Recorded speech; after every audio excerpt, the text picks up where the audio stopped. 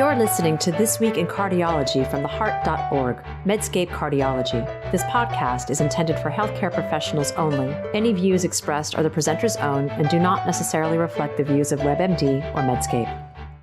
You can now access the latest in medical news on your Amazon Alexa-enabled device. Join me, Perry Wilson, every weekday morning for Medscape Medical Minute, where I highlight the top medical stories of the day. To add Medscape Medical Minute to your flash briefing, search for Medscape Medical Minute on Amazon and click Enable. Or open the Amazon Alexa app, go to Skills, search for Medscape Medical Minute, and click Enable. Then say, Alexa, what's the news? Or Alexa, what's my flash briefing? I hope you'll join us. Hi everyone, this is John Mandrola from theheart.org Medscape Cardiology, and this is This Week in Cardiology for April 7th, 2023. This week, artificial intelligence and ChatGPT, a relatively unknown therapy for heart failure with preserved ejection fraction, and two really fun studies on statins and secondary prevention. First, I want to thank the University of Wisconsin Cardiology Program for hosting me for Grand Rounds. I appreciate the opportunity to make the case for a medically conservative approach to evidence appraisal. 90 people in the audience was great, as that's 90 chances to spread the word about a skeptical but non-cynical approach to using evidence. Next week, I head to the Portuguese Cardiac Society meeting, and gosh, I'm excited to attend this fantastic meeting again. Also, I want to say thanks to the listeners of this podcast. TWIC has now surpassed 600 ratings on Apple Podcasts. That is amazing, and if you haven't done so, take the time to rate and review this podcast on whatever app you use. Okay, artificial intelligence in medicine. The journal Diabetes Care published a study looking at how well ChatGPT did answering questions about diabetes self-management. Now, these were pretty common questions in 4 domains of diabetes self-care. And you can read the paper, it's open access, and I'll link to it. The results are pretty amazing, and that artificial intelligence did really well. Not perfect, but really well. I lead with this topic not because of how large language models are going to affect diabetes, but because I feel that we are on the brink of something similar to the internet in the 1990s. When I trained in medicine, NEP, in the 1990s, there was no Google, no apps, no smartphones. Therefore, I could not have imagined a world with these things. Now, when I travel and talk to young people, I often get blank stares when I remind them that doctors my age practiced when there was no internet. Now, I get the feeling we are in a similar place. Large language models shock me. If you haven't explored them, you should. You will be shocked too.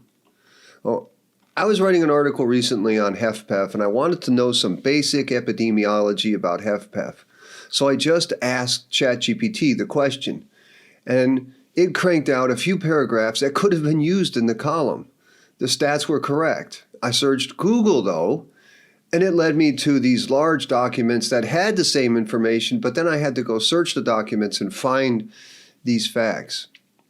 And this is just the enhanced search function of GPT. It's like 1/100th of its capability.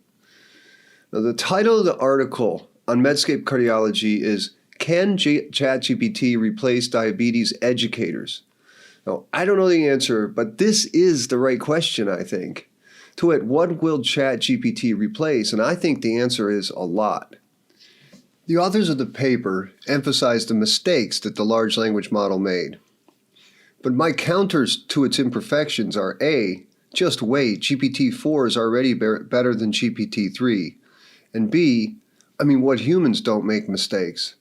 And C, what patient or user of information doesn't grade the received advice for accuracy?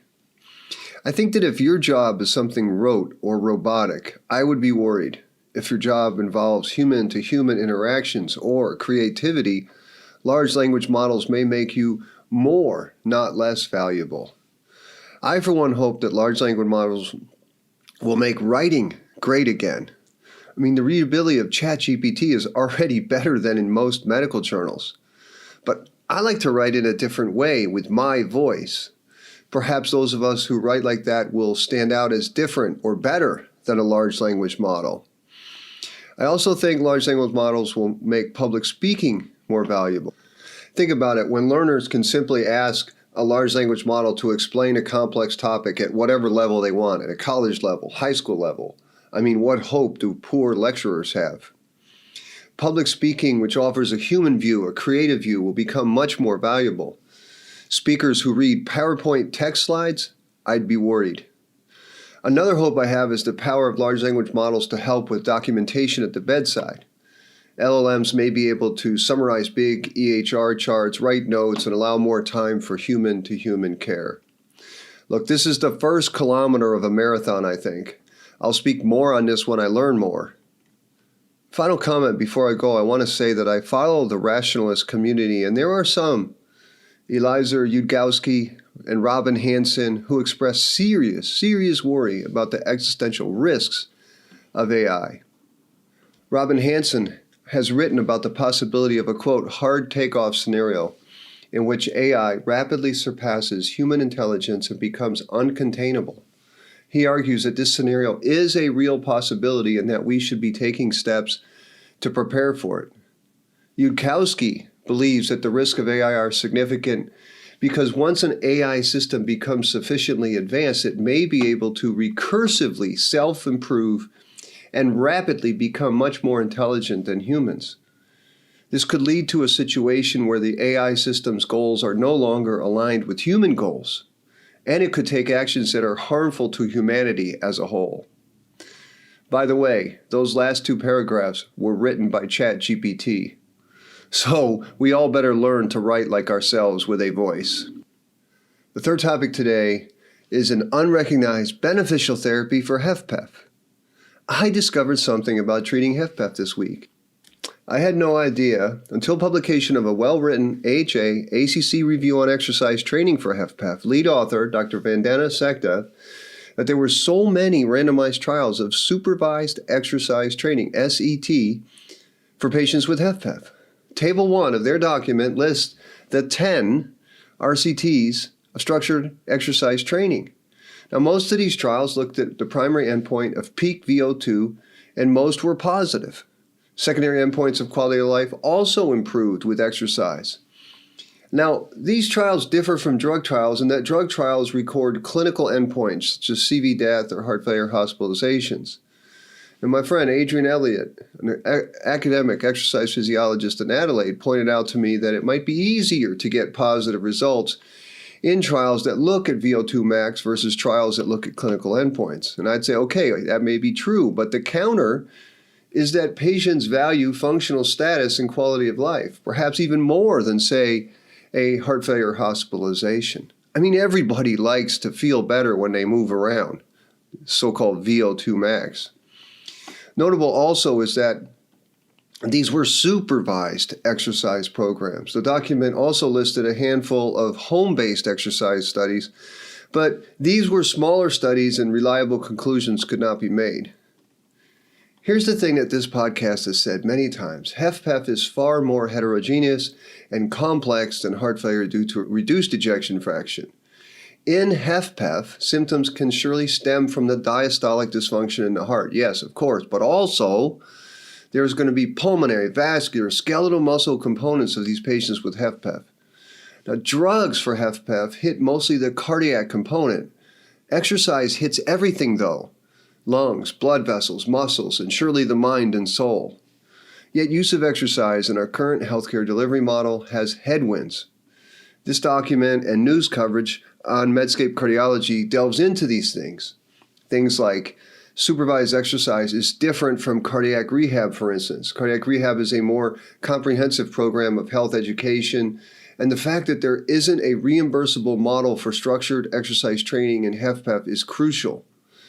I hate that so much of our therapeutics comes down to profit. Yet, this is the reality. The reality is that exercise as therapy has few champions. Consider the difference between exercise and drugs and devices.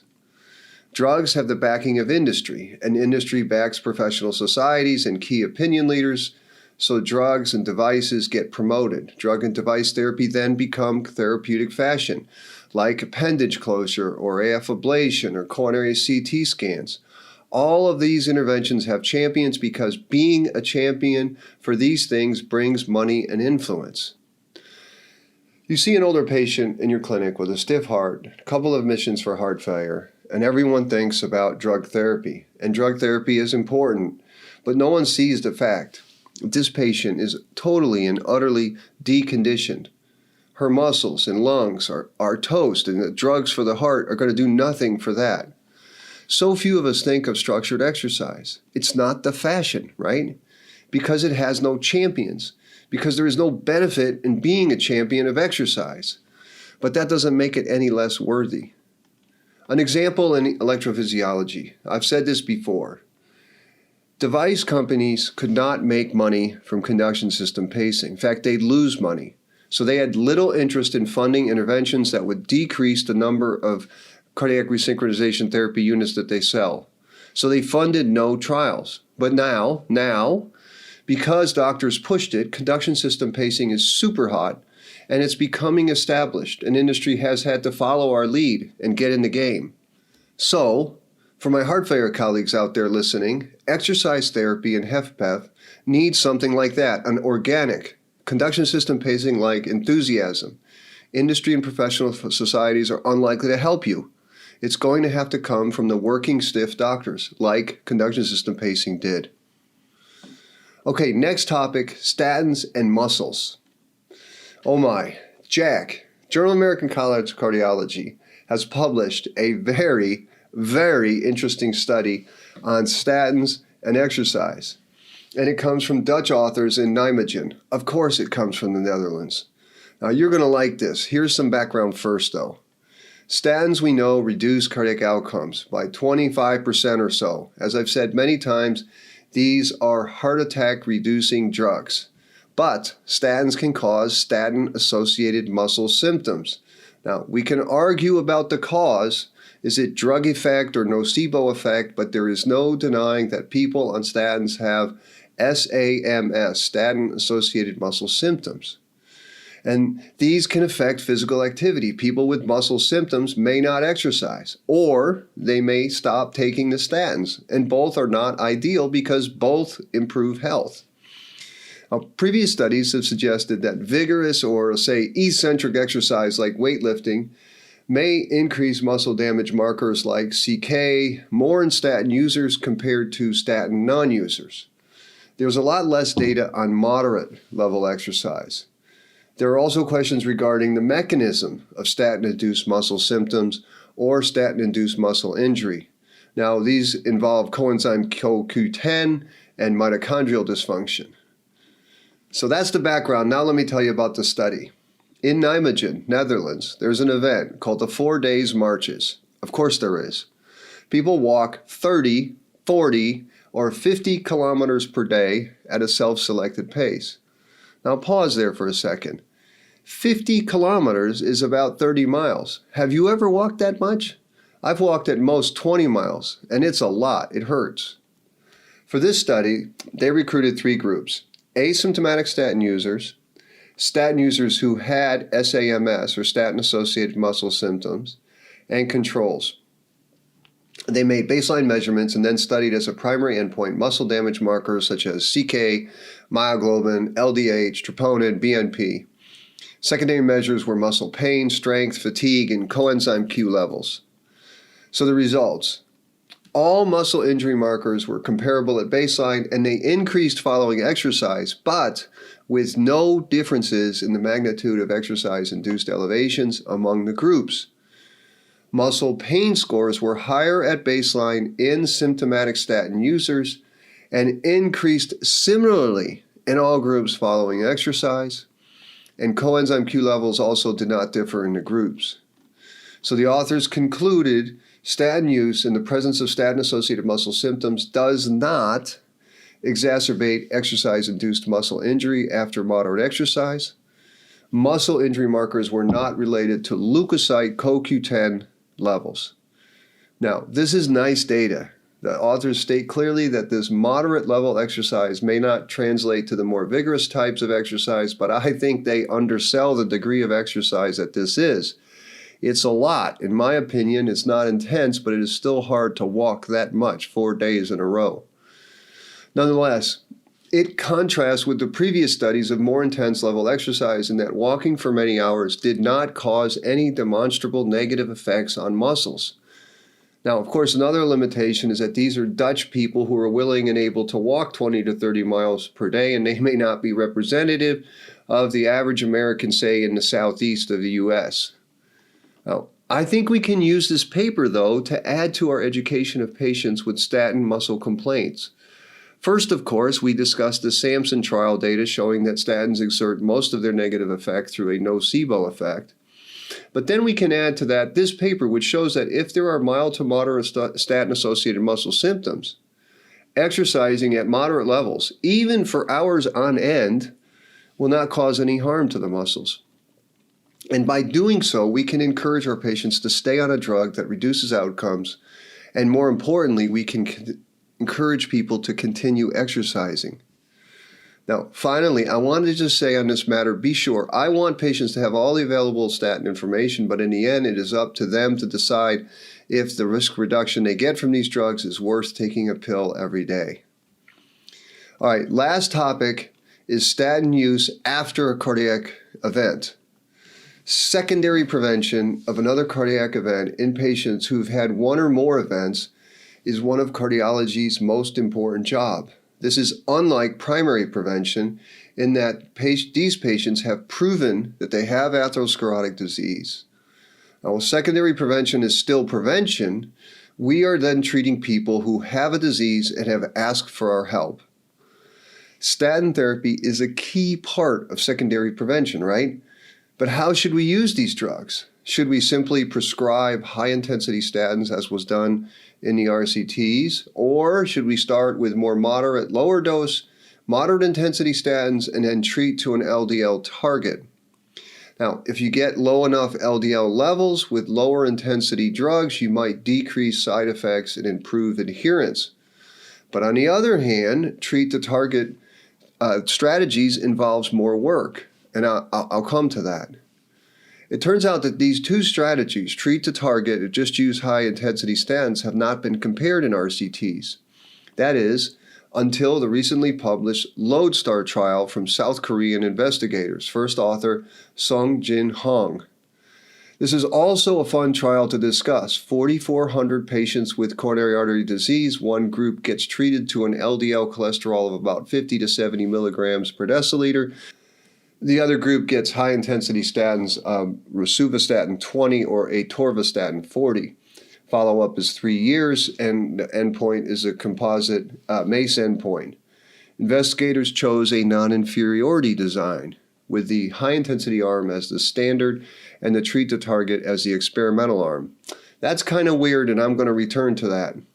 Now, if this is a non-inferiority design, you have to have a non-inferiority margin, wherein you say the experimental therapy can be this much worse and still be okay, or as we say, non-inferior. Now, to young listeners, the choice of non-inferiority margin is a matter of great debate, and it is sort of context dependent. Now, here the investigators expected a 12% event rate for the composite of death, MI, stroke, or coronary revascularization over this 3-year follow-up. They set out a non-inferiority margin in absolute risk difference of 3%. So, if the upper bound of the risk difference was less than 3%, then treat to target would be called non-inferiority to the simple just use high-intensity statin strategy. Now, before I tell you the results, it's important to say that this was an open-label trial. Treat to target patients required lots of changes in dosing, and everybody knew they were in the treat to target arm. Most of the interventions were to increase statins to get below the LDL cholesterol goal of 70, but sometimes backing off when levels go below 50. Another caveat, investigators discourage use of non-statin drugs like ezetimibe. This choice illustrates the tension between having a, quote, cleaner trial, here isolating the effects of statin usage, and simulating practice, for example, like a pragmatic trial. Now, if you simulated practice and encouraged use of non-statin drugs, there might be an imbalance in the two groups, and it would be harder to pin causality of any difference on either of the two statin strategies. Now, the results of this trial, Lodestar. The mean LDL cholesterol at 3 years in the treated target group was 69 versus 68 in the high-intensity arm. Only 54% of the treated target patients received a high-intensity statin compared with 92% of those in the high-intensity arm. And the primary endpoint, here we go, 8.1% in the treated target group, 8.7% in the high-intensity statin group. The absolute difference was only 0.6 percentage points.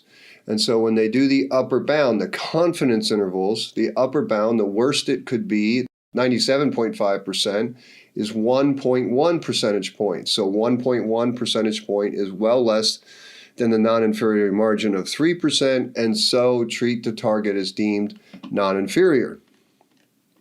And the authors concluded, quote, among patients with CAD, a treat to target LDL cholesterol strategy of 50 to 70 as the goal was non-inferior to a high-intensity statin therapy for this 3-year composite MACE endpoint. And, quote, these findings provide additional evidence supporting the suitability of a treat-to-target strategy that may allow a tailored approach with consideration for individual variability in drug response to statin therapy.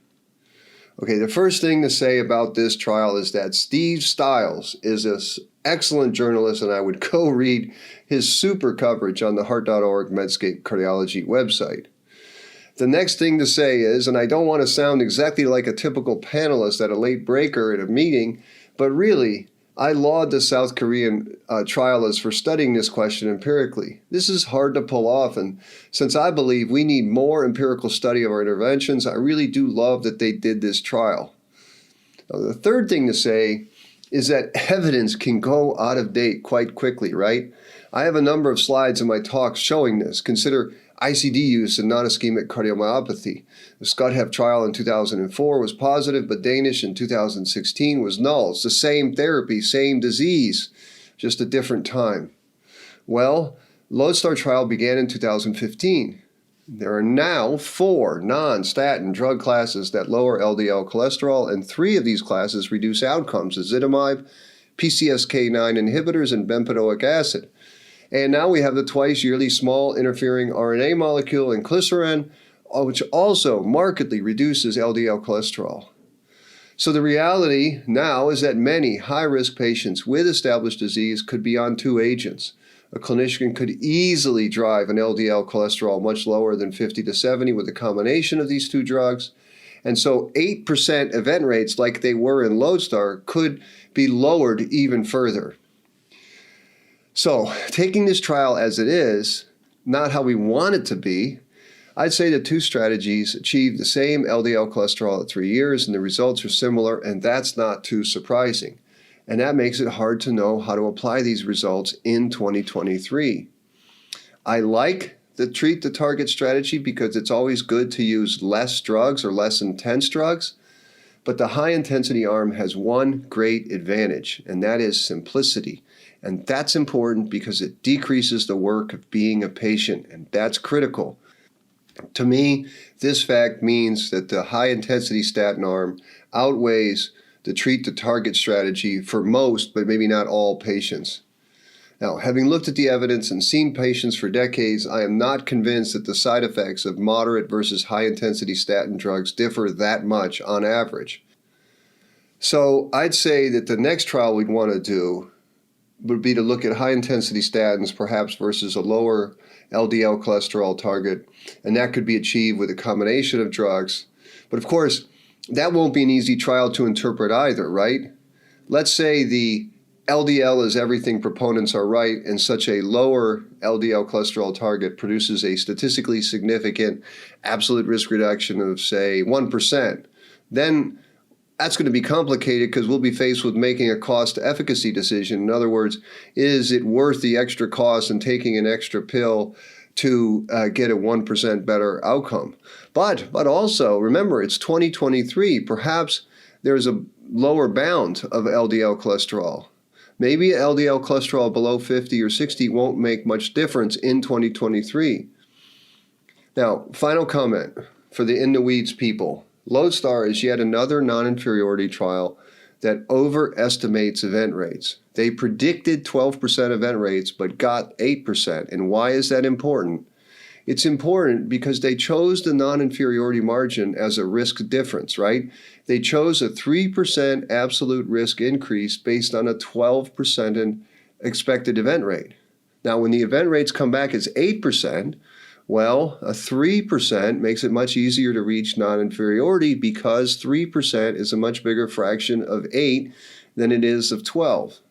Now, if you knew the event rate was going to be 8%, you'd have chosen a lower risk difference as the non-inferiority margin. Well, I don't know why all non-inferiority trials don't use both relative and absolute risk margins. I calculated the relative risk 95% confidence intervals here, and I think the treat to target strategy would still have made non-inferiority as I calculated upper bound of 1.13-ish. But always be aware of this expected versus observed event rates in non-inferiority trials. And you might wonder why most non-inferiority trials expect more events than they observe. And I think it has to do with the constraints of funding trials, right? If you expect 8% event rates versus 12%, you need more patients or longer follow-up. Well, that means more cost, and right, trials don't pay for themselves, so cost constraints always factor in a trial design. And, okay, since I believe that we need more randomized controlled trials in medicine, I think what we need to work towards is having more efficient trial formats out there. More efficient trials means less costly trials where we can randomize more patients, because the more patients you randomize, the more knowledge you gain. Okay, that's it for this week in cardiology. As always, I'm grateful that you listened. Thank you. And until next week, this is John Mandrola from the Heart.org Medscape Cardiology. You're listening to This Week in Cardiology from the Heart.org Medscape Cardiology. This podcast is intended for healthcare professionals only. Any views expressed are the presenter's own and do not necessarily reflect the views of WebMD or Medscape.